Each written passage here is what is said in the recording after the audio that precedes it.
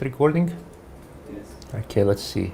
That book I will recommend the most for those who are only just at the start of their life cycle, contemplating a choice of career.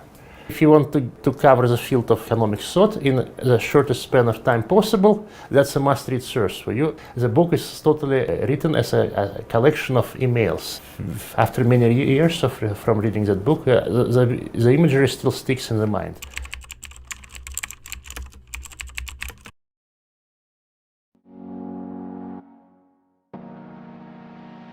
Hello, my name is Andrey Artemenkov, and I'm a finance lecturer at the WIUT Department of Finance.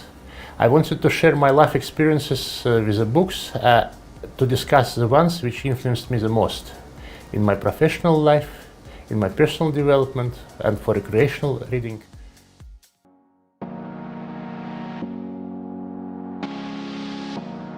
The eye-opening texts that mattered the most in my professional development, generally as an economist and a financial expert, right? So let me mention the three titles. Actually, in the order of their diminishing importance, because I think Robert Hilbroner, with his title called The Worldly Philosophers, did an excellent job of wooing school graduates to the profession of becoming an economist, because he outlined the biographies of all the famous economists, very succinctly and clearly expressed their social visions and the underlying economic philosophy.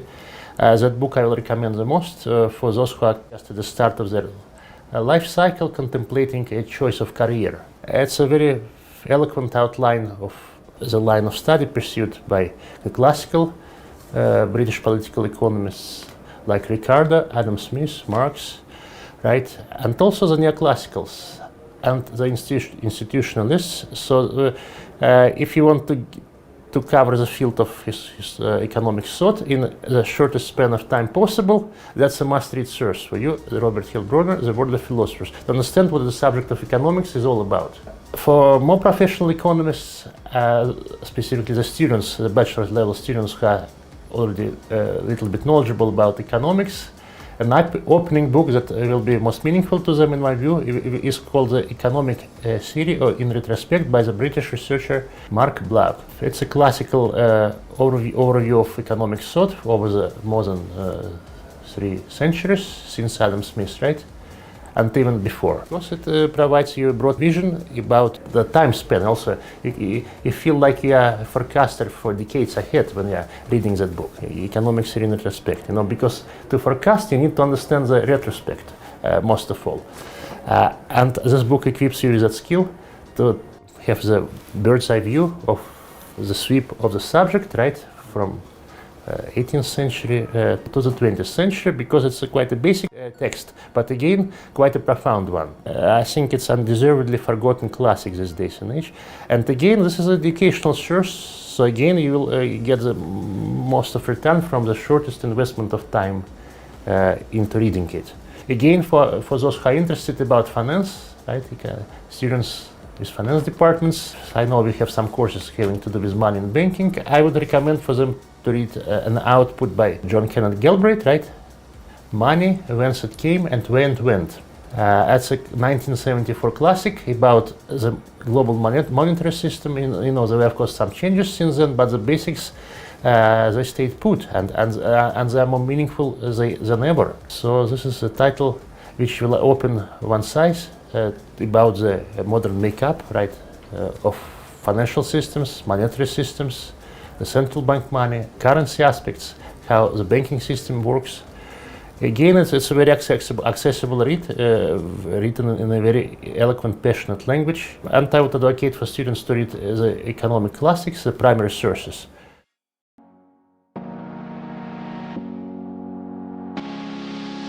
A very poignant book for this day and age will be, we are now having another war in Europe, since the first one since the Second World War. The one which was heavy on my mind lately was Len Deighton's book. It's called The Bomber, June 31st, 1943. And that's a narration about the events on a fictional day, June 31st, it never exists, right? That day. A narration of events, on a minute by minute second-by-second basis on the front lines of the Second World War. A very vivid description steeped in lots of personal drama. Very recommended read for this day and age. After many years from reading that book, the imagery still sticks in the mind. I would also refer to some classics since we are the subject of the memorable books, the memorable ones. So, of course, Henry Melville's Moby Dick, right, it's a long read book, I understand, but it is very meaningful for personal development. Also, after many years, it's stuck in my mind since the past 20 years, right? And I would urge students to read and develop their sense of poetry. The basic British classical poetry has a lot to offer to them, especially William Blake, right?